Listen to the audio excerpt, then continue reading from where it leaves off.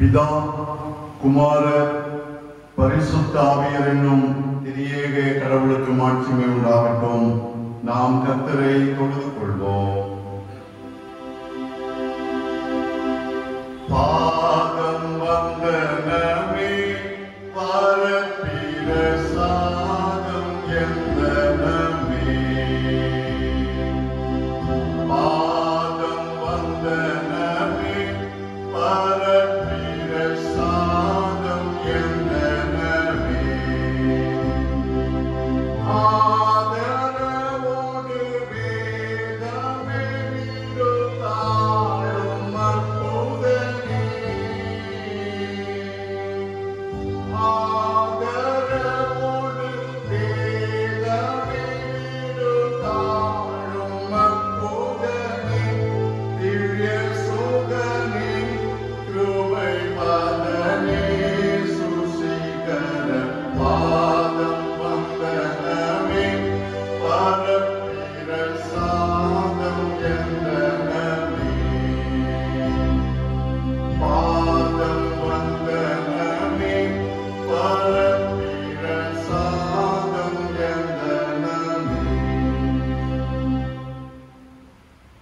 பரலோகத்தில் சாட்சியிடுகிறவர்கள் மூவர், பிதா, வார்த்தை, பரிசுத்த ஆவி என்பவர்களே.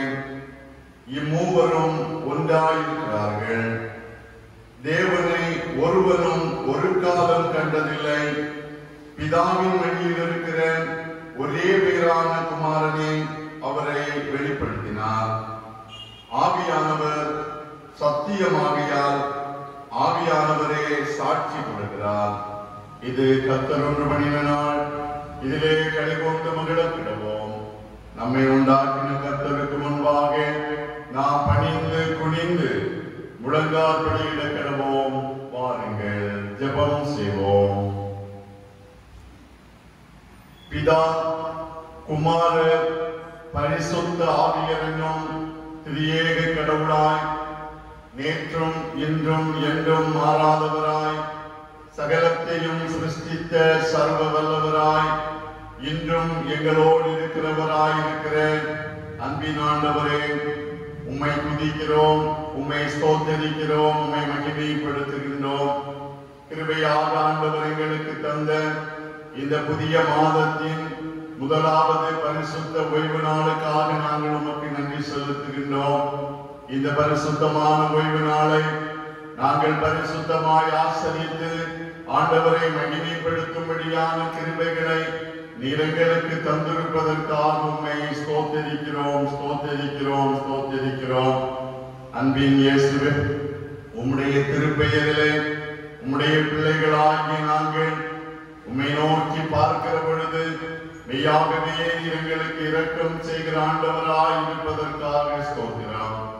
பரிசுத்த ஆவியானவரே, எங்களை ஆட்படுத்தி எங்களை ஆட்கொண்டு வழி நடத்துகிறவரே, இந்த ஆராதனையின் வழியாய் தெய்வீக பிரசன்னத்தை நாங்கள் உணர்ந்து கொள்ள எங்கள் ஒவ்வொருவருக்கும் உதவி செய்வீராக.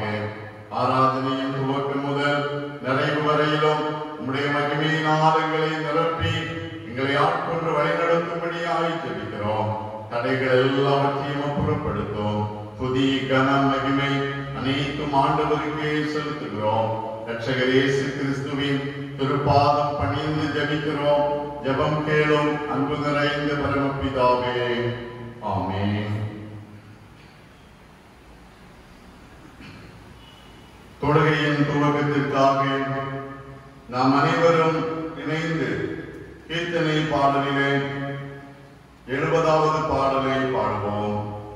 கீர்த்தனை பாடல் எண் 70.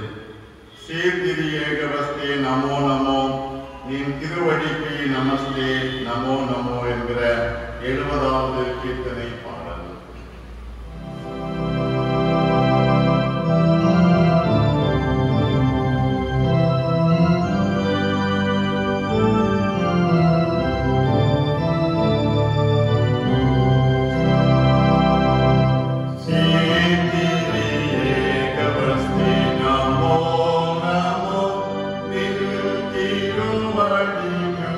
Namaste, Namo, Namo.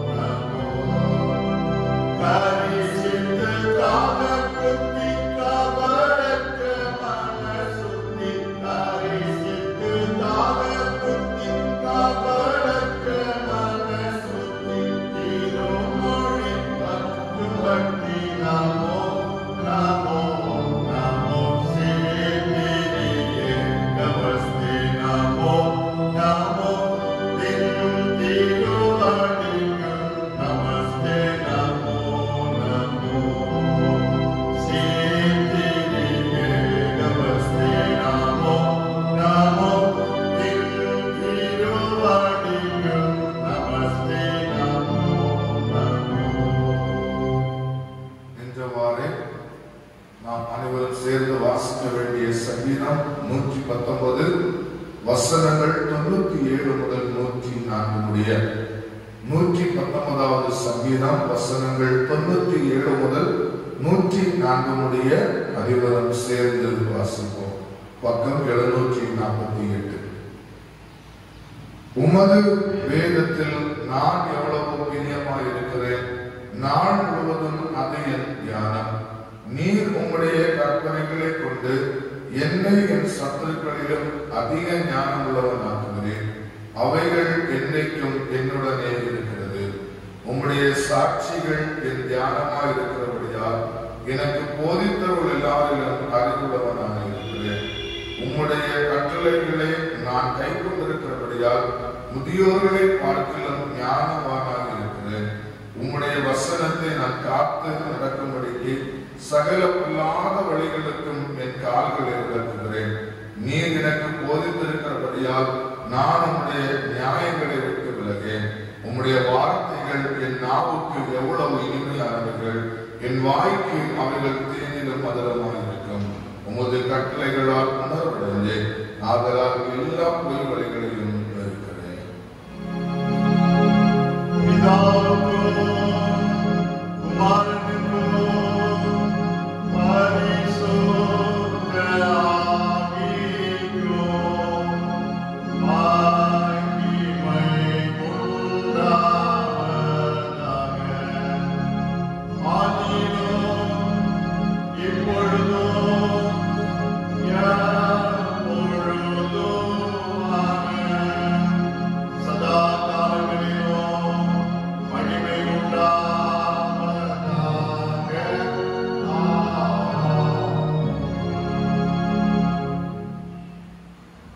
மனம் திரும்புங்கள், பரலோக ராஜ்யம் சமீபித்திருக்கிறது. நீங்களோ உங்களுக்கு தீமையாக உங்கள் கைகளின் செய்கைகளாலே எனக்கு கோபமூட்டும்படிக்கு என் சொல்லை கேளாமல் போனீர்கள் என்று கர்த்தர் சொல்கிறார். இன்று அவருடைய சத்தத்தை கேட்பீர்களாகில் வனாந்தரத்திலே கோபமூட்டின போதும் சோதனையில் நாளில் நடந்தது போல உங்கள் இருதயத்தை கடினப்படுத்தாதிருங்கள். நாம் முழங்காற்படியிட்டு நம்முடைய தவறுகளை, தப்பிதங்களை மனத்தாழ்மையோடு ஆண்டவர் சமூகத்திலே அறிக்கை செய்வோம்.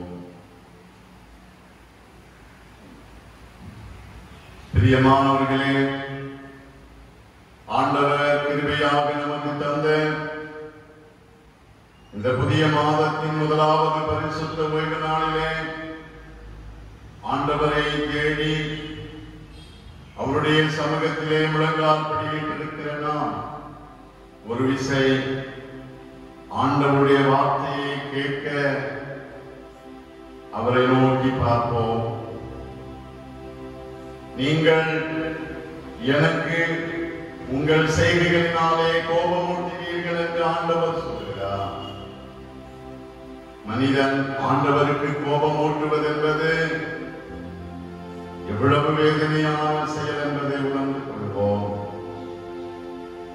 இஸ்ரவேல் ஜனங்கள் தங்கள் வாழ்க்கையிலே சோதனையின் நாட்களிலே ஆண்டவருக்கு கோபமூட்டுகிறவர்களாய் காணப்பட்டார்கள்.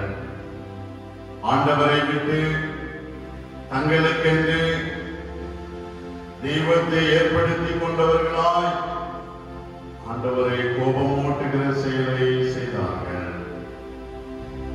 வனாந்தரத்திலே தண்ணீருக்காக, போஜனத்திற்காக முறுமுறுத்து ஆண்டவருக்கு கோபமூட்டினார்கள். இன்று மனித வாழ்க்கையிலும் நாம் ஆண்டவருடைய வார்த்தைக்கு கீழ்ப்படியாதபடி அநேக சூழ்நிலைகளிலே நாம் செய்கிற செயல்கள் ஆண்டவரை கோபமூட்டுகிறதா இருக்கிறது என்று வேதம் நமக்கு தெளிவுபடுத்துகிறது அல்லவா? கடந்த கால வாழ்க்கையிலே நம்முடைய வாயின் வார்த்தைகள், நம்முடைய கரத்தின் கிரியைகள், நம்முடைய செயல்கள் நம்மை சிருஷ்டித்த ஆண்டவர் நம்மை ஆசீர்வதிக்க கூடாதபடி அவருடைய கோபம் நம்மை பற்றி எறியும்படியாய் காணப்பட்டதை உணர்ந்து, ஆண்டவரே என்னை மன்னியும் ஐயா, ஆண்டவருக்கு கோபமூட்டும்படியாய் நான் செய்த செயல்கள் எல்லாம் எனக்கு மன்னியும். என் செயல்களினால் எனக்கு சமாதானம் இல்லை. எங்கள் கிரியைகளினால் உலகத்திலே வாதை உண்டாயிருக்கிறது. இவைகளெல்லாம் நாங்கள் ஆண்டவரை வேதனைப்படுத்தின செயல்கள் என்பதை உணர்ந்து மனம் வருந்துகிறோம். எங்களை மன்னியும், எங்களை மன்னியும், எங்களை பரிசுத்தப்படுத்தும் என்று சொல்லி ஆண்டவருடைய பாதத்திலே நம்முடைய தவறுகளை உணர்ந்து மனம் வருந்தி மன்னிப்புக்காக வேண்டுதல் செய்வோம். வேதம் சொல்கிறது, குமாரன் கோபம் கொள்ளாமலும் நீங்கள் வழியிலே அழியாமலும் இருக்கும்படிக்கு உத்தம் செய்யுங்கள். கொஞ்ச காலத்திலே கோபம் பற்றி எரியும். அவரை அண்டிக் கொள்கிறவர்கள் பாக்கியவான்கள் என்று வேதம் சொல்கிறது. நம்முடைய பாவத்தின் நிமித்தமாய் நமக்கு நாமே ஏற்படுத்திக் கொண்ட தீங்குகள் தீமைகள் அகலும்படியாய் ஆண்டவர் நம்மை மன்னித்தருளும்படி அவருடைய பாதத்தில் நம்மை சமர்ப்பிப்போம். பக்தன் சொல்லுகிற வண்ணமா, நிர்பந்தமான பாவியாய் நான் இங்கே தேவநீதிக்கு முன்பாக கலக்கமாய் நடுங்கி வந்தேன். கர்த்தரே, இறங்குமே இறங்குமே என்று உம்மை கெஞ்சி கேட்கிறேன் என்று சொன்ன பக்தனோடு இணைந்து நம்ம ஆண்டவருடைய சமூகத்திலே நம்முடைய பாவங்களுக்காக கெஞ்சி மன்றாடுவோம்.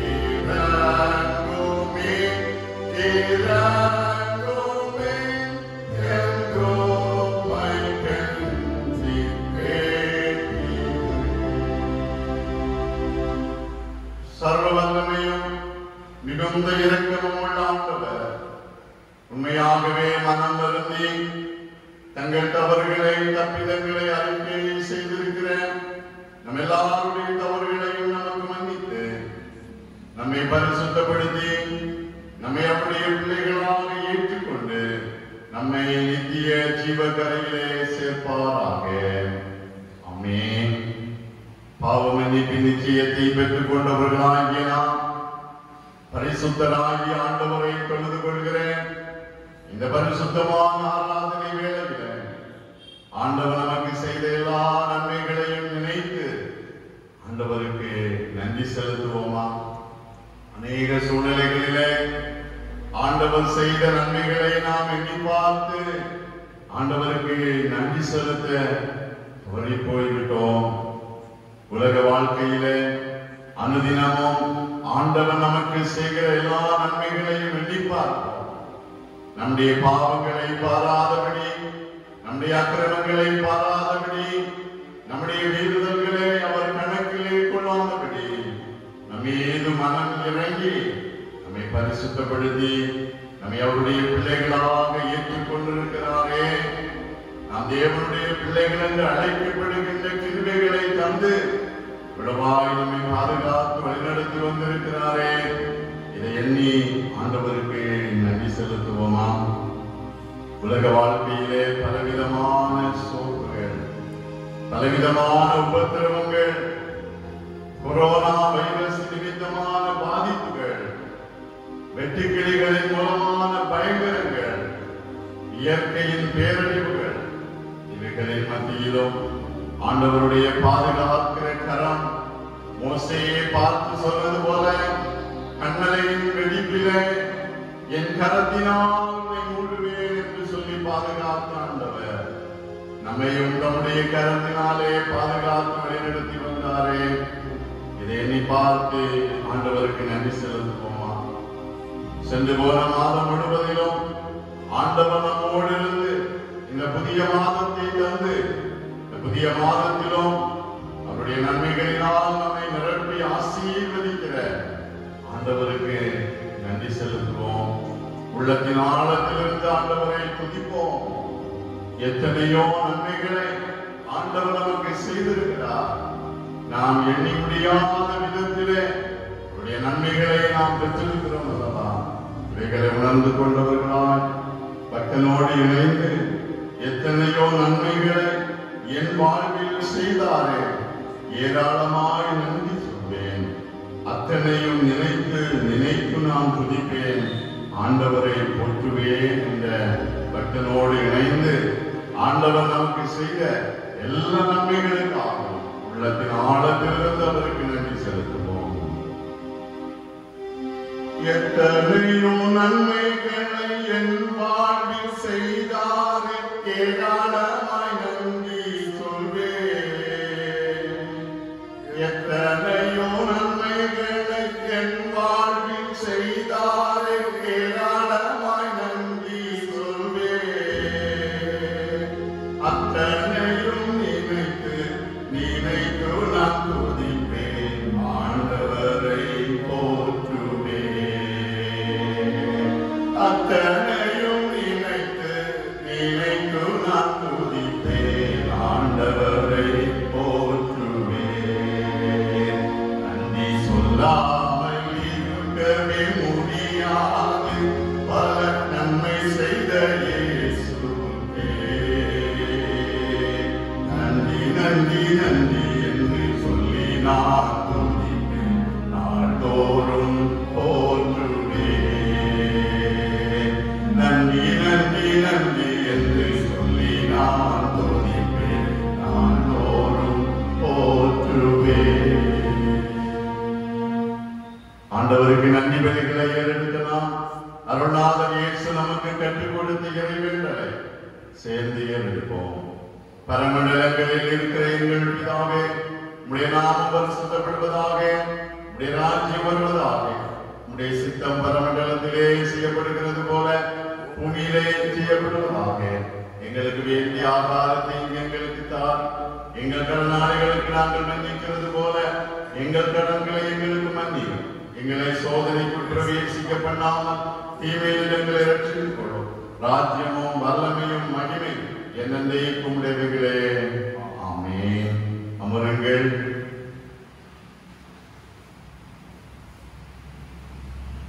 இன்றைய நாளுக்குரிய திருமறை பகுதி 1 ராஜா புஸ்தகம்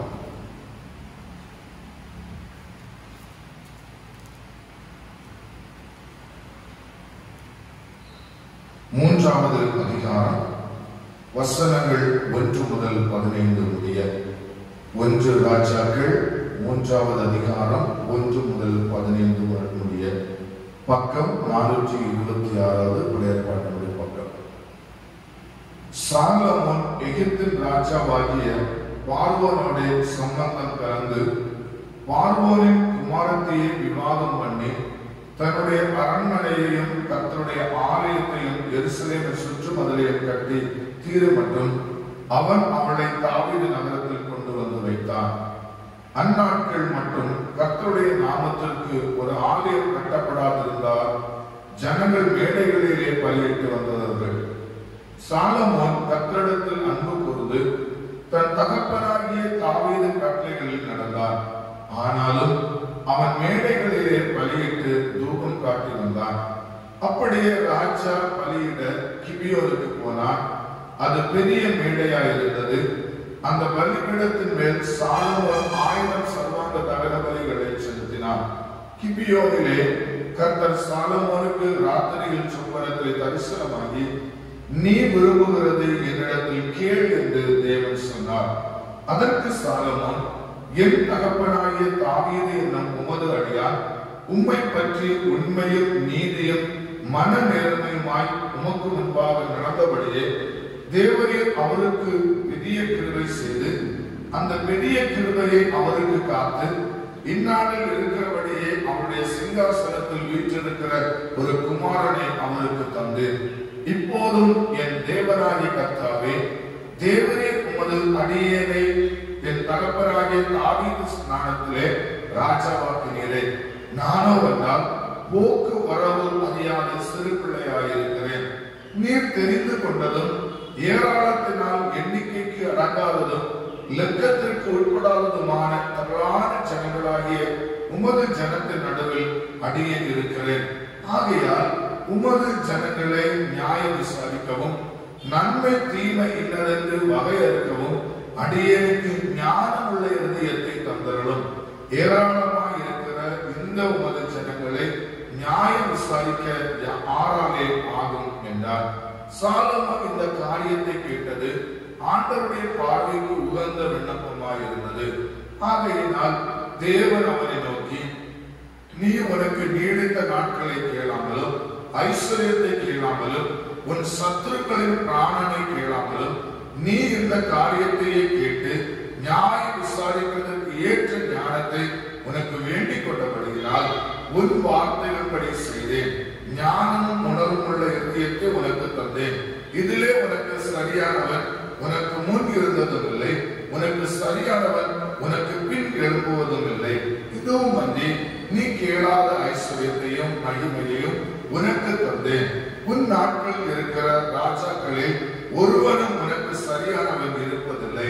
உன் தகப்பனாகிய தாவீது நடந்தது போல நீயும் என் கட்டளைகளையும் என் நியமங்களையும் கை கொண்டு என் வழிகளில் நடப்பாயாகில் உன் நாட்களையும் நீடித்திருக்க பண்ணுவேன் என்றார். சாலமோனுக்கு நித்திரை தெளிந்த போது அது சொப்பனம் என்று அறிந்தார்.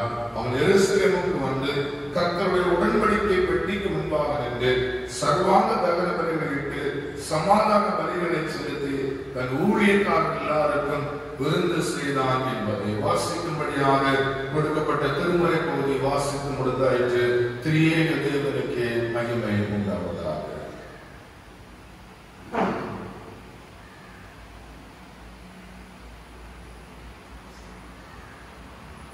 கர்த்தருடைய பரிசுத்த நாமத்திற்கு மகிமை உண்டாகட்டும்.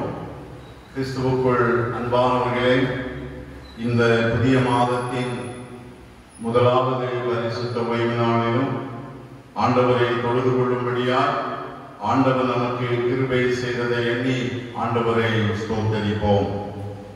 சென்று போன மாதம் முழுவதும் ஆண்டவர் நம்மை பாதுகாத்து வழிநடத்தி வந்தார். இந்த புதிய மாதத்திலே ஆண்டவர் நமக்கு தந்திருக்கிற அவருடைய வாக்குத்தத்தம் ஆதியாகமம் 15ஆம் அதிகாரம் 1வது வசனம். ஆபிரகாமே, நீ பயப்படாதே, நான் உனக்கு கேடகமோ உனக்கு மகா பெரிய பலனுமாய் இருக்கிறேன் என்று வாக்கு கொடுத்த ஆண்டவர் இந்த மாதத்திலே நமக்கு இந்த வாக்குத்தத்தத்தை தந்திருக்கிறார். ஆண்டவர் இந்த மாதத்திலே நமக்கு கேடகமாயிருந்து ஆண்டவர் நமக்கு பலனாயிருந்து இவ்வுலக வாழ்க்கையிலே நாம் சந்திக்கிற சகல சவால்களை வெற்றியோடு நிறைவு செய்து ஆண்டவரை மகிமைப்படுத்தி வாழ ஆண்டவர் நமக்கு அருள் செய்வாராக.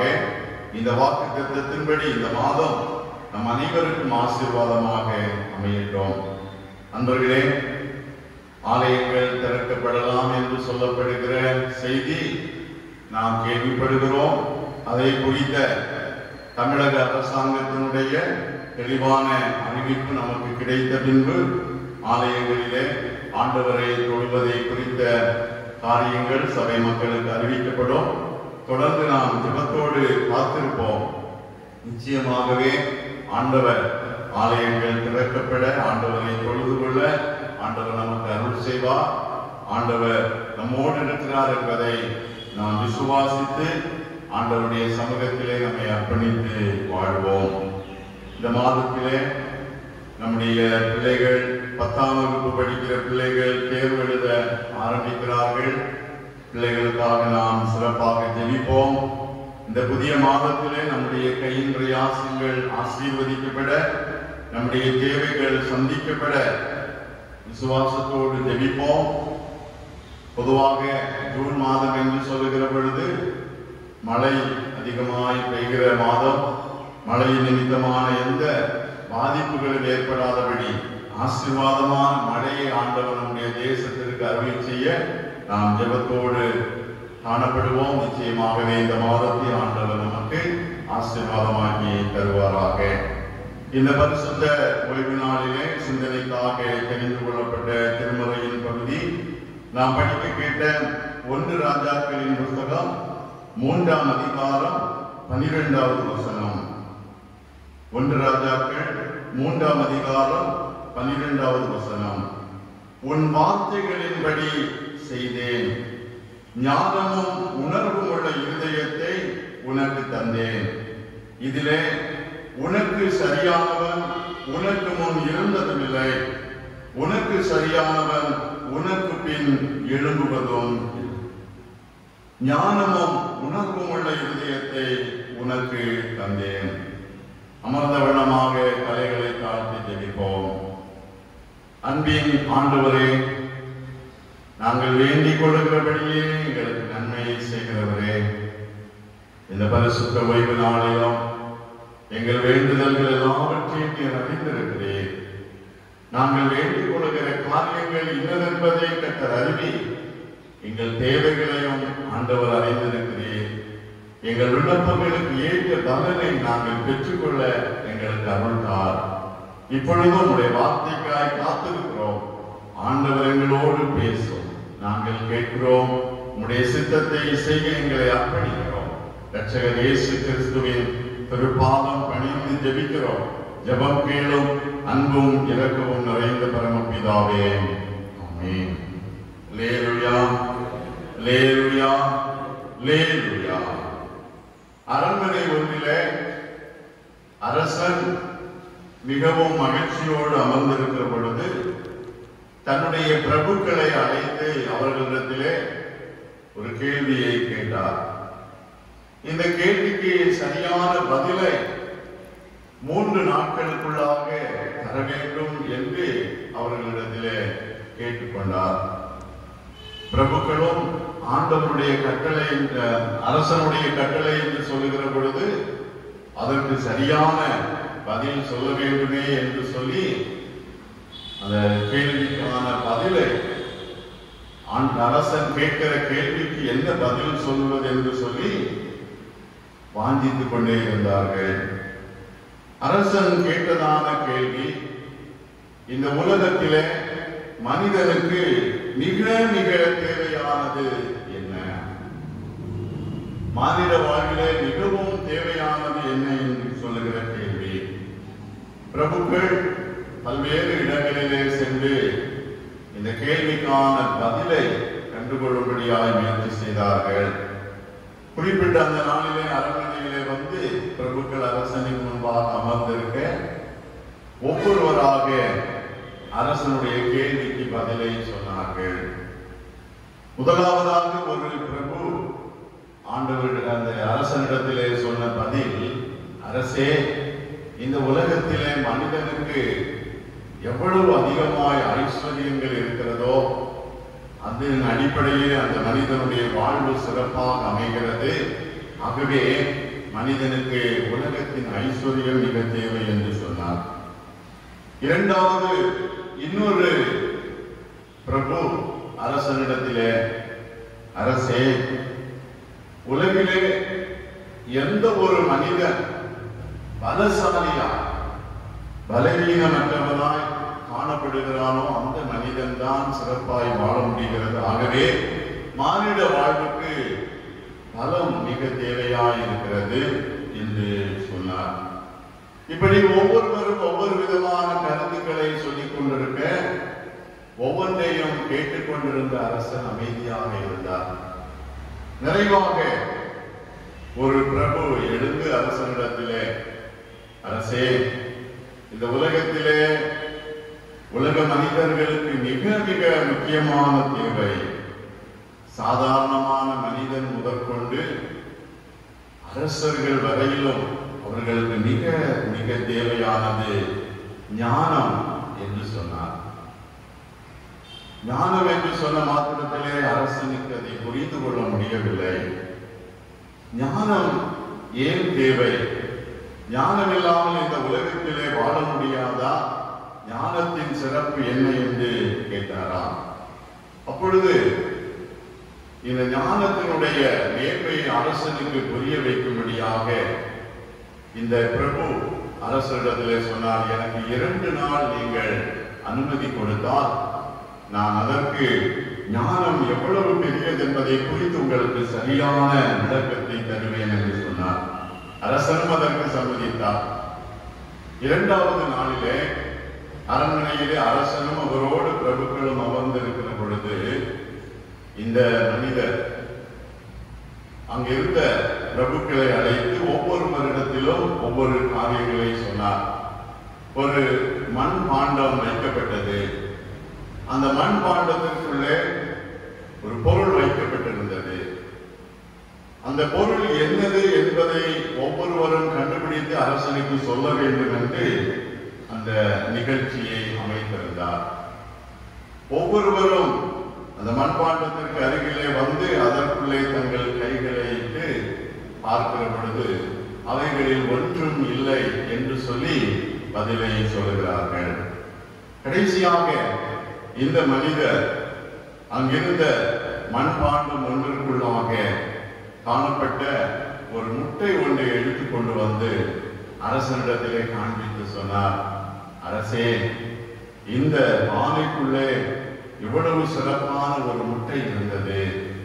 ஆனால் அந்த முட்டையை இவர்கள் யாராலும் பார்க்க முடியவில்லை, அறிய முடியவில்லை. காரணம் என்ன என்று கேட்ட பொழுது அதற்கும் யாரும் பதில் சொல்ல முடியாமல் இருந்த பொழுதுதான் இந்த மனிதர் நிறைவாக அரசனுக்கு பதில் சொன்னார்.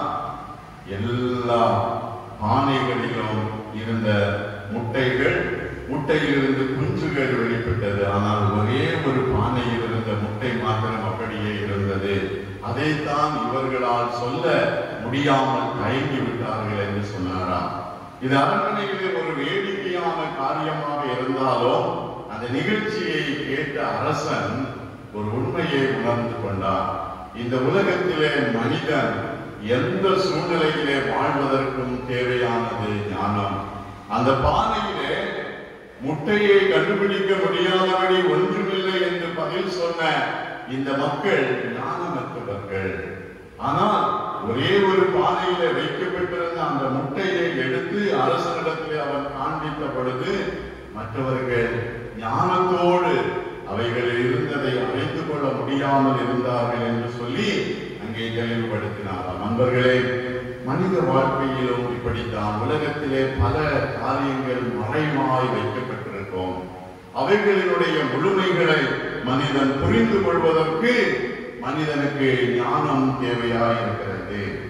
இந்த ஞானம் உலக வாழ்க்கையிலே மனிதன் பெற்றுக்கொள்வது மாத்திரமல்ல, ஆண்டவரிடத்திலிருந்து மனிதனுக்கு அருளப்படுகிறதாய் காணப்படுகிறது.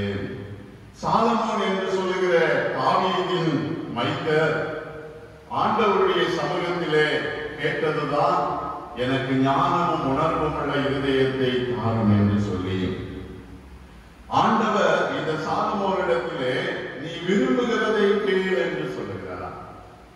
சாலமோனுடைய விருப்பம் இன்னதென்பதை ஆண்டவர் அறிந்து அதற்கு பதில் கொடுக்கின்ற பொழுது சாலமோன் ஆண்டவரிடத்திலே சொன்னதான பதில், கேட்டதான காரியம், ஞானமும் உணர்வும் உள்ள இருதயத்தை தாரும்.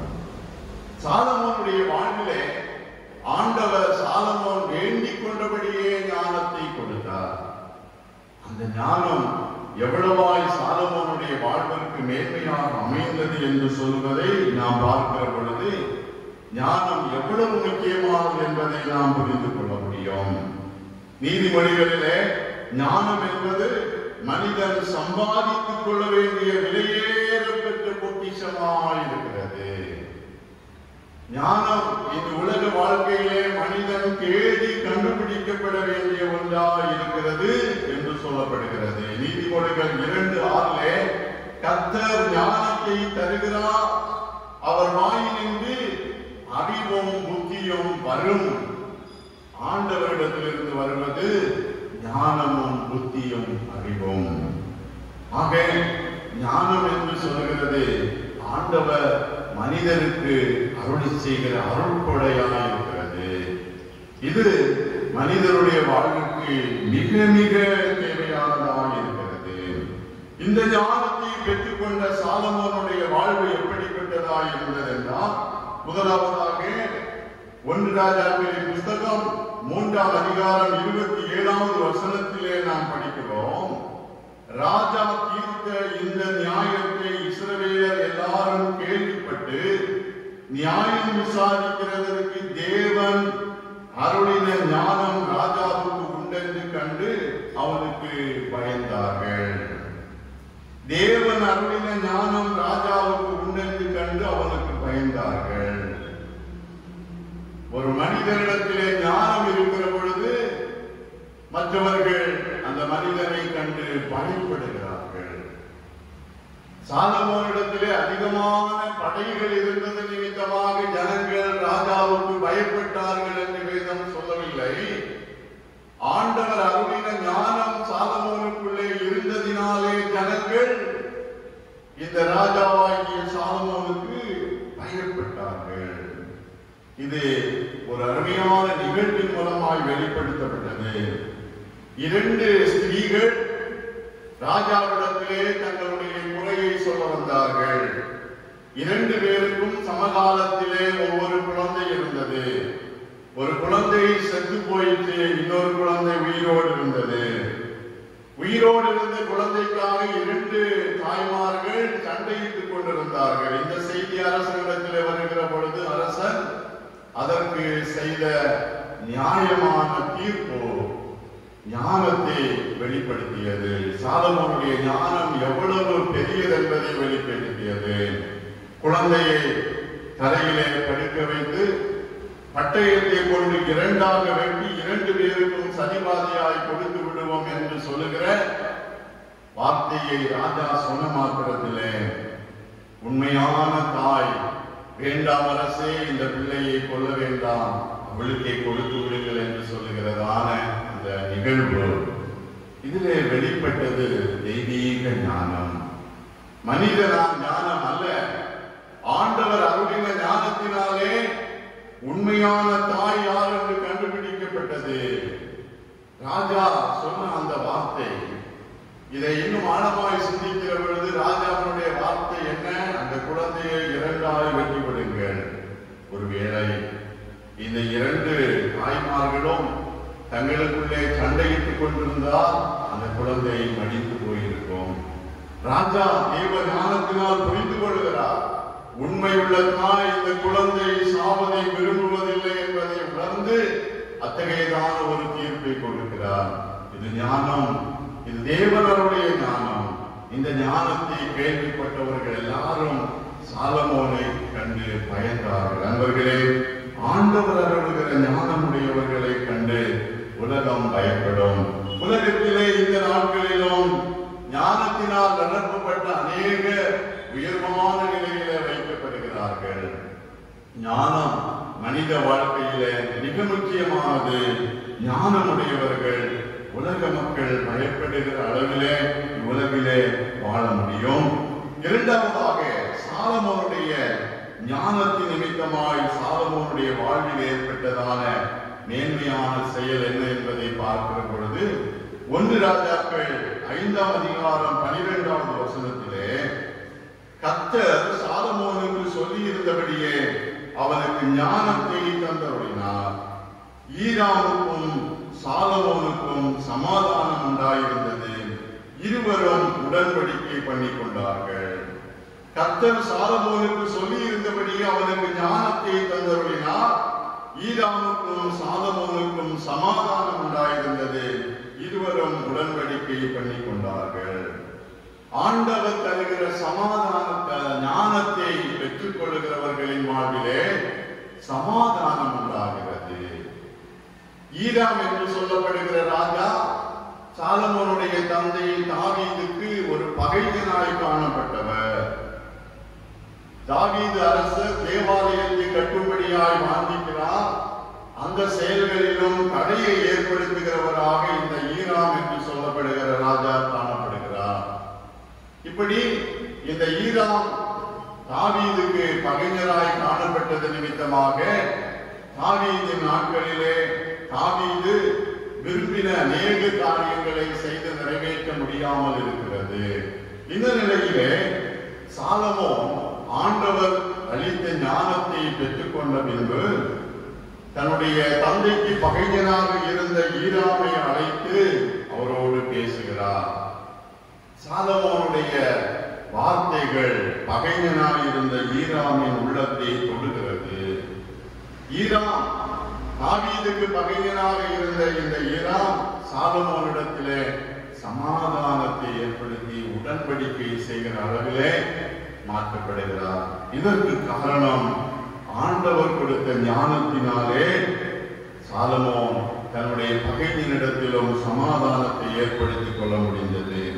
தாவீது படையிலே சிறந்த ஒரு பலசாலியான அரசன். ஆனால் தன்னுடைய படை பலத்தினாலே தன்னுடைய பகைஞரோடு சமாதானம் பண்ண உடன்படிக்கை செய்து கொள்ள இயலாமல் இருக்கிற பொழுது சாலமோனுடைய ஞானம் பகைஞர்களிடத்திலே சமாதானத்தை ஏற்படுத்திக் கொள்ள ஏதுவாய் அமைந்தது. இன்னும் சாலமோனுடைய அரசாட்சியை குறித்து திருமறை சொல்லுகிற பொழுது சாலமோனுடைய நாட்களிலே அதிகமான யுத்தங்கள் நடைபெறவில்லை. காரணம் என்னவென்றால் ஒவ்வொரு காரியங்களையும் சாலமோன் ஞானத்தோடு செய்து நிறைவேற்றுகிறவராய் காணப்பட்டார். இதனுடைய உண்மை சாலமோனுக்கு ஆண்டவர் அருளிய ஞானம் காணப்பட்டது. நண்பர்களே, நீதிமொழிகளிலே படிக்கிறோம், ஞானம் வீட்டை கட்டுகிறது என்று சொல்லப்படுகிறது. ஞானம் ஒரு வீட்டை கட்டுகிற அளவிலே முக்கியமானது. நம்முடைய வீடுகள் ஞானமாய் கட்டப்படுகிற பொழுது வீட்டிலே சமாதானம் நிலைத்திருக்கும். ஐஸ்வர்யத்தினால் கட்டப்படுகிற வீடுகளிலே சமாதானம் நிறைவாய் தங்கி இருக்க முடியாது. சாலமோனுடைய வாழ்விலே சாலமோனுக்கு ஆண்டவர் அருளிய ஞானம் சமாதானத்தை ஏற்படுத்துவதாய் காணப்பட்டது. சமாதானத்தை ஏற்படுத்துகிறதான ஞானம் எவ்வளவு முக்கியமானது. மூன்றாவதாக இந்த சாலமோனுடைய வாழ்க்கையிலே ஆண்டவர் அருளிய ஞானத்தினால் சாலமோனுடைய வாழ்வின் மேன்மை எப்படிப்பட்டது என்பதை 1 ராஜாக்கள் 10ஆம் அதிகாரம் 24வது வசனத்திலே நாம் அறிந்து கொள்ள முடிகிறது. 1 ராஜாக்கள் 10:24 சாலமோனின் இருதயத்திலே தேவன் அருளிய ஞானத்தை கேட்கிறதற்காக சகல தேசத்தாரும் அவன் முக தரிசனத்தை தேடினார்கள். சாலமோனின் இருதயத்திலே தேவன் அருளிய ஞானத்தை கேட்கிறதற்காக சகல தேசத்தாரும் அவன் முக தரிசனத்தை தேடினார்கள். சாலமோனுடைய இருதயத்திலே ஆண்டவர் ஞானத்தை அருளி இருந்த பொழுது ஜனங்கள் எல்லாரும் சாலமோனுடைய முக தரிசனத்தை தேடினார்களாம். சாலமோன் ராஜா என்பதற்காக அவருடைய முக தரிசனத்தை தேடவில்லை. சாலமோனுக்கு ஆண்டவர் அருளி இருந்த அந்த ஞானத்தின் நிமித்தமாக சாலமோனுடைய முக தரிசனம் என்று சொல்லுவது காலைதோறும் நாம் தரிசிக்கிற காரியம் பரிசுத்தமானதாக இருந்தால் அது நம்முடைய வாழ்வுக்கு ஆசீர்வாதமாக இருக்கும் என்று நாம் அதிகாலை தோறும் ஆண்டவருடைய முகத்தை தரிசிக்க வாஞ்சைப்படுகிறோம். பொதுவாக நாம் எல்லாரும் நித்திரையை விட்டு எழுந்தவுடனே முதலாவது ஆண்டவரிடத்தில் ஜெபித்து வேத புஸ்தகத்தை தான் நாம் பார்க்க வேண்டும். முதலாவது என்னுடைய கண்களுக்கு வேத புஸ்தகம் தெரிய வேண்டும் என்று அநேகர் வாஞ்சிப்பது உண்டு. வேறு சிலர் தங்களுடைய படுக்கை அறையிலோ வீடுகளிலோ சிறப்பான சில வேதத்தின் வசனங்களை எழுதி வைத்திருப்பார்கள். கர்த்தாவே, காலையிலே உமது கிருபையினால் என்னை புதுப்பியும் என்று சொல்லப்படுகிற காலையிலே ஆண்டவருடைய சத்தமான வார்த்தைகளை தரிசிக்க வேண்டும் என்று நாம் வாஞ்சிக்கிறோமே. சாலமோனின் காலத்திலே ஜனங்கள் எல்லாரும் எப்பொழுது சாலமோனுடைய முகத்தை தரிசிக்க முடியும் என்று காத்திருப்பார்களாம்.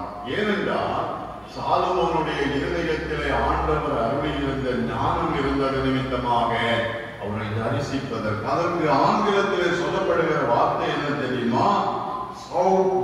The presence of Solomon என்று சொல்லப்படுகிறது. ஆண்டவர் சாலமோனுடைய பிரசன்னத்தை அவர்கள் தேடினார்கள் என்று.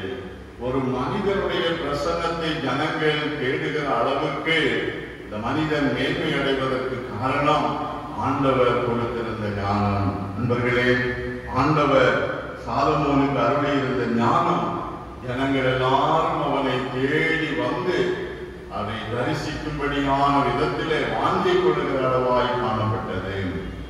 ஆக ஆண்டவர் நமக்கு ஞானம் தருகிற பொழுது நாம் மேன்மைப்படுத்தப்படுகிறோம். யோசேப்பை குறித்து வேதம் தெளிவாய் சொல்லுகிறது. பார்வோன் கூட தன்னுடைய அரண்மனை அருகிலே யோசேப்பை தங்க வைத்திருந்தாரா? காரணம், யோசேப்பு என்னோடு இருக்கிற பொழுது யோசேப்பிற்குள்ளாய் இருக்கிற தேவ ஞானத்தினால் என்னுடைய தேசம் ஆசீர்வதிக்கப்படும் என்று யோசேப்பு எப்பொழுதும் அரண்மனையிலே குடும்பமாய் தங்கி இருப்பதற்கும் ஆயத்தம் செய்தாராம். நம்முடைய இந்திய திருநாட்டிலே டாக்டர் அப்துல் கலாம் என்று சொல்லப்படுகிற இந்தியாவுடைய குடியரசுத் தலைவராகவும் விஞ்ஞானியாகவும் இருந்த மனிதர் இந்த நிலையிலே உயர்வு பெறுவதற்கு காரணம் அவருக்குள் இருந்த ஞானம், அவருடைய ஞானம் நிறைந்த வாழ்வின் சூழ்நிலை. அன்பர்களே, இந்த காலை பொழுதிலே ஆண்டவருடைய சமூகத்திலே வந்திருக்கிற நாம், ஆண்டவன் நம்மை பார்த்து கேட்கிற பொழுது, நீ விரும்புகிறதை கேள் என்று ஆண்டவன் நம்மை பார்த்து கேட்கிற பொழுது, இந்த சாலமோன் வேண்டிக் கொள்வது போல ஆண்டவரிடத்திலிருந்து ஞானத்தை கேட்டு பெற்றுக் கொள்வோம். ஆண்டவர் தருகிற ஞானம் நமக்குள் இருக்கிற பொழுது நாம் உலகத்தை குறித்து பயப்பட வேண்டாம், உலகம் நம்மை பார்த்து பயப்படும். ஆண்டவர் தருகிற ஞானம் நமக்குள் இருக்கிற பொழுது நாம் சமாதானத்தை பெற்றுக் கொள்வோம். பகைமைகள் எல்லாம் அகன்று சமாதானத்தை நாம் பெற்றுக் கொள்கிறோம். ஆண்டவர் தருகிற ஞானம் நமக்குள் இருக்கிற பொழுது நம்மை தேடி மக்கள் வருவார்கள். நம்மிலே ஆண்டவருடைய பிரசன்னத்தை காண்பார்கள். இந்த காலை பொழுதிலே ஆண்டவர் தருகிற ஞானத்தினால் நிரப்பப்பட நம்மை ஒப்புக் கொடுப்போம். இந்த புதிய மாதம் முழுவதிலும் ஆண்டவருடைய கிருபையை நிரப்பவும் நம் அனைவரோடும் தங்கியிருப்பதாக. ஆமென், ஆமென். நாம் அனைவரும் எழுந்து நம்முடைய விசுவாசத்தை பொதுவான அப்போஸ்தலர் விசுவாச அறிக்கையின் வழியாக அறிக்கை செய்வோம். வானத்தையும் பூமியையும் படைத்த சர்வ வல்லமை உள்ள பிதாவாகிய கடவுளை விசுவாசிக்கிறேன். அவருடைய ஒரே குமாரனாகிய நம்முடைய நாதர் இயேசு கிறிஸ்துவை விசுவாசிக்கிறேன். அவர் பரிசுத்த ஆவியினாலே கன்னிமரியாளுக்கு உட்பவித்து பிறந்தார். பொந்திய பிலாத்துவின் காலத்தில் பாடுபட்டு சிலுவையில் அறையுண்டு மரித்து அடக்கம் பண்ணப்பட்டு பாதாளத்தில் இறங்கினார். மூன்றாம் நாள் மரித்தோடத்தும் எழுந்தருளினார். பரமண்டலத்துக்கு ஏறி சர்வ வல்லமை உள்ள பிதாவாகிய கடவுளின் வலது வாசத்திலே வீற்றிருக்கிறார். அவ்விடத்திலிருந்து உயிருள்ளோரையும் மரித்தோரையும் நியாயம் தீர்க்க வருவார். பரிசுத்த ஆவியை விசுவாசிக்கிறேன். பொதுவாயிருக்கிற பரிசுத்த சபையும் பரிசுத்தவான்களின் ஐக்கியமும் பாவம் மன்னிப்போம் மரித்தோர் உயிர்த்தெழுதலும் நித்திய ஜீவனம் உண்டென்று விசுவாசிக்கிறேன். ஆமென். இந்த வண்ணமாக ஆராதனை பாடல்கள் புஸ்தகத்திலே 964வது பாடலை கரங்களை கட்டி பாடுவோம். இரட்டிப்பான நன்மைகள் தந்திட இயேசு வாக்களித்தாரே, முன்மாறி மேல் பின்மாறி மலையே உன்னதத்தில் நின்று வந்திறங்குகிற 964வது பாடல்.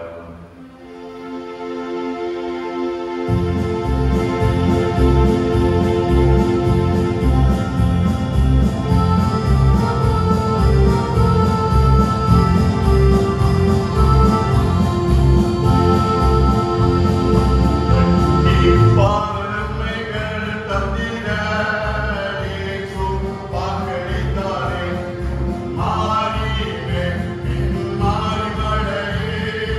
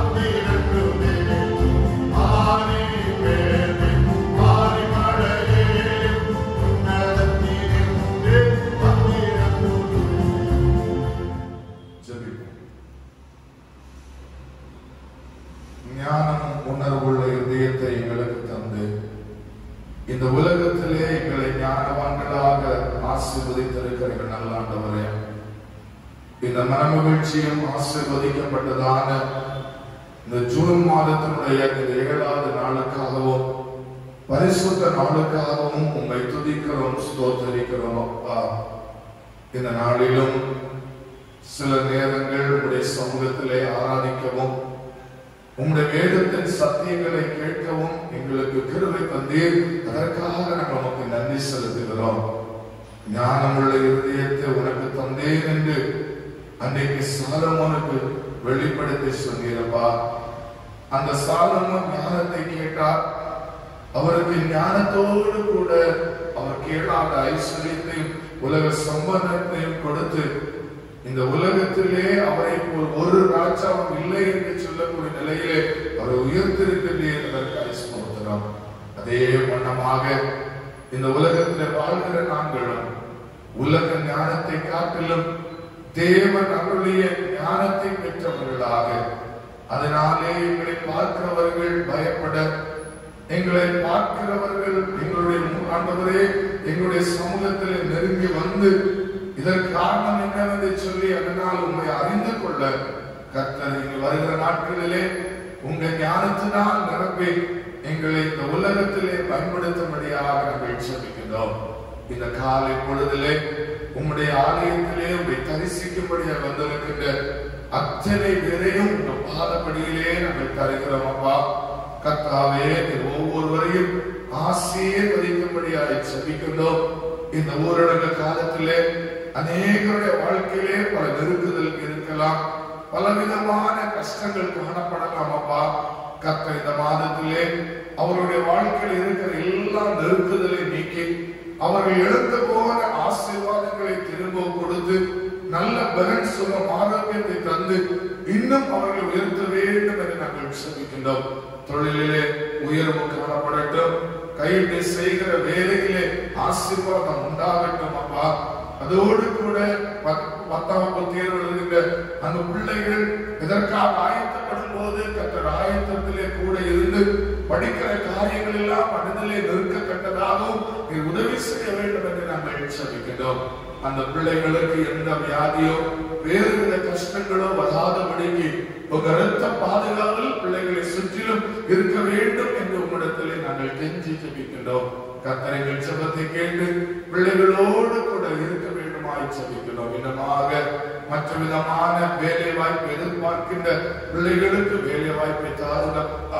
பலவிதமாக பலகீனத்தோடு காணப்படுகிற பிள்ளைகளுக்கு கர்த்தர் பலகீனத்திலிருந்து அற்புத விடுதலை தந்து சுகவாழ்வை கட்டளையிடும்படியாக நாங்கள் செபிக்கின்றோம். குறிப்பாக ஆண்டவரே, அருமையான ஒரு குழந்தை ஐசியூவிலே அனுமதிக்கப்பட்டு இந்த குறைவான குழந்தையை காணப்படுகிறது சுவாமி. கர்த்தர் இந்த காலை பொழுதிலே இறங்கி வந்து அந்த பிள்ளையை தொடுங்கப்பா. அந்த பிள்ளைக்கு ஒரு அற்புதம் இந்த காலை வேளையிலே நடக்கட்டும் சுவாமி. அந்த பெற்றோர் கலங்கி இருக்கிறார்களப்பா.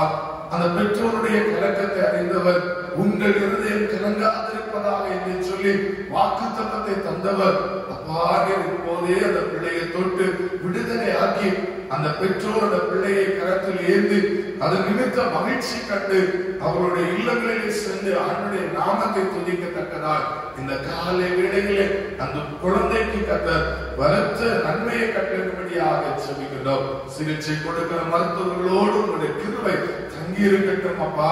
உடன் இருக்கிற குழந்தையின் தாயாரையும் கர்த்தர் பலப்படுத்தும், தகப்பனாரையும் கர்த்தர் பலப்படுத்தும். உம்முடைய மகிழ்ச்சியினாலே நீர் அவர்கள் நிரப்ப வேண்டும் என்று நாங்கள் செபிக்கிறோம். இன்னும் யார் யாரெல்லாம் இவ்விதமாக வியாதி நிமித்தம், கடன் பிரச்சனை நிமித்தம், வாழ்க்கையிலே வந்த நஷ்டத்தின் நிமித்தம் விளங்கி கொண்டிருக்கிறார்களோ எங்கள் ஆண்டவர் அவர்கள் ஒவ்வொருவரையும் தேற்றும்படியாக செபிக்கிறோம். ஒவ்வொருவரையும் பலப்படுத்தும்படியாக செபிக்கிறோம். சமாதானத்தினாலே நிரப்பும்படியாக செபிக்கிறோம் அப்பா. உங்கள் கிருபை அவர்களை தாங்கட்டும். என்னுடைய சமாதானத்தை நான் தருகிறேன் என்று சொன்னவர் ஆண்டவருடைய சமாதானம் ஒவ்வொருவரையும் நிரப்பி தொடர்ந்து வருகிற நாட்களிலே இன்னும் ஆண்டவருக்குள்ளாக சந்தோஷமாய் வாழ்வதற்கும் மிகுந்த அமைதியாய் வாழ்வதற்கும் கர்த்தர் கிருபை தாரும். ஆண்டவரே, எங்கள் சபையினுடைய போதகருக்காக ஜெபிக்கிறோம். கர்த்தர் அவர்களையும் ஆசீர்வதியும், அவருடைய குடும்பத்தையும் கர்த்தர் ஆசீர்வதியும், ஊழிய பாதையிலே இன்னும் வல்லமையாய் பயன்படுத்தும். எதிர்பார்க்கிற நன்மைகள் அனைத்தையும் தாருங்கப்பா. எங்கள் சபையினுடைய செயலர், கணக்கர், பொருளாளர் மற்றும் அத்தனை டீக்கன்மார்களுக்காக, இன்னும் எங்கள் சபையினுடைய ஆதீன மாமன்ற உறுப்பினர்களுக்காக ஜெபிக்கிறோம். கர்த்தர் ஒவ்வொருவரையும் அவரவர் கையிட்டு செய்கிற காரியங்களிலே நீர் நன்மைகளை கட்டளையிடுவீராக. ஊழியத்தின் பாதையிலும் கர்த்தர் அவர்களை ஆசீர்வதிக்கும்படியாக நாங்கள் ஜெபிக்கிறோம். சபையிலுள்ள எல்லா கிளைச்சங்க பொறுப்பாளர்களையும் கர்த்தர் ஆசீர்வதியும், கோவில் பிள்ளைகளை கர்த்தர் ஆசீர்வதியும். இன்னும் ஆண்டவருடைய கிருபை இந்த சபையிலே எல்லா குடும்பங்களில் வெளிப்படும்படியாக ஜெபிக்கிறோம். இந்த காலை பொழுதிலே உம்முடைய சமூகத்திலே வாஞ்சியோடு வந்திருக்கிற அத்தனை பேருடைய வாழ்விலே அவரவருடைய தேவைகளை கர்த்தர் சந்திக்கும்படியாய் ஜெபிக்கிறோம் அப்பா. அவர்களுடைய கஷ்டங்களை கர்த்தர் நீக்கும்படியாய் ஜெபிக்கிறோம். அவர்களுடைய வாழ்க்கையில வருகிற எல்லா சத்துருவின் போராட்டங்களிலிருந்து கர்த்தர் விடுதலை தரும்படியாக நாங்கள் ஜெபிக்கின்றோம். இன்னும் ஆண்டவரே, 12ஆம் வகுப்பு தேர்வெழுந்து வெற்றிக்கு காத்திருக்கிற பிள்ளைகளுக்கும் ஏற்ற வேளையிலே கர்த்தர் வெற்றியை கட்டளையிடும்படியாக நாங்கள் ஜெபிக்கின்றோம். இந்த காலை பொழுதிலே உங்க ஆலயத்தில் எங்களை கூட்டி சேர்த்த கிருபைக்காய் ஸ்தோத்திரம். இந்த வாரம் முழுவதிலும் உங்க ஆலோசனை எங்களுக்கு வேண்டும் அப்பா. உங்க ஆலோசனைப்படி எங்களை நடத்தி செல்லுங்க. குறிப்பாக இந்த உலகத்தில் இருக்கிற இந்த கொரோனா வைரஸை கர்த்தர் முற்றிலும் அழித்து போடுங்கப்பா. இதன் கிரியைகளை முற்றிலும் அழிக்கப்படட்டும். இதன் நிமித்தம் ஆண்டவரே, உலகமே கலங்கி இருக்கிறது சுவாமி. எங்க இந்தியாவில் நாளுக்கு நாள் பாதிக்கப்பட்டவர்கள் பெருகி கொண்டிருக்கிறாங்களப்பா. இதை தடுத்து நிறுத்துங்க சுவாமி. நீங்க இறங்குங்கப்பா. நீங்க இறங்கினாதான் சுவாமி எங்களுடைய வாழ்க்கை விடுதலைப்பா. நீங்க இறங்கி எங்கள் நோயாளிகளை ஆண்டவர் தொட்டு விடுதலையாக்குங்கப்பா. இனி யாருக்கும் பாதிப்பு வராதபடி, இனி யாரும் மரணத்தை சந்திக்காதபடி கர்த்தருடைய கரம் ஒவ்வொருவரையும் தொட்டு அவர்கள் விடுதலையாகி கர்த்தருக்குள்ளாய் தொடர்ந்து மகிழ்ச்சியோடு வாழ எங்கள் ஆண்டவர் கிருபை செய்ய வேண்டும் என்று நாங்கள் ஜெபிக்கிறோம். தொடர்ந்து கூட நாம் மகிமைப்படட்டும். மீதியா நேரம் எங்களோடு கூட தட்டிலும் இவைகளை இயேசு கிறிஸ்துவின் நாமத்தில் ஜெபிக்கிறோம் நல்ல பிதாவே, ஆமென்.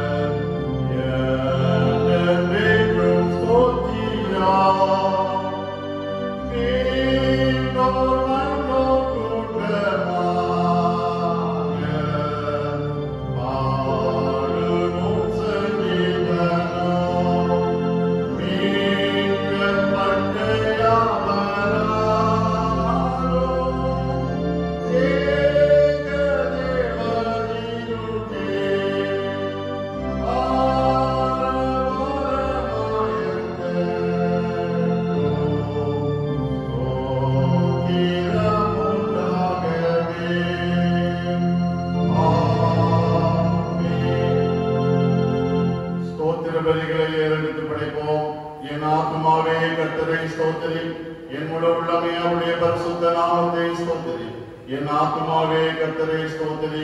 கர்த்தர் செய்த சகல உபகாரங்களை மறவாதே. ஆமென். நம்முடைய ஆண்டவரும் இரட்சகருமாய் இருக்கிற இயேசு கிறிஸ்துவின் கிருபையும் பிதாவாகிய கடவுளின் அன்பும் தூய ஆவியானவரின் திருவுறவும் இன்றும் என்றுமான சதா காலங்களிலும் நம் அனைவரோடும் தங்கியிருப்பதாக.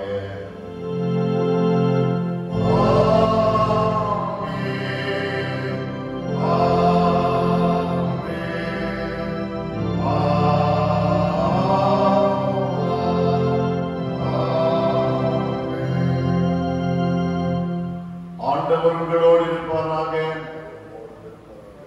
ஆண்டவர் அருளுகிற சமாதானம் நம் அனைவரோடும் நிறைவாய் தங்கி இருப்பதாக. ஆமென்.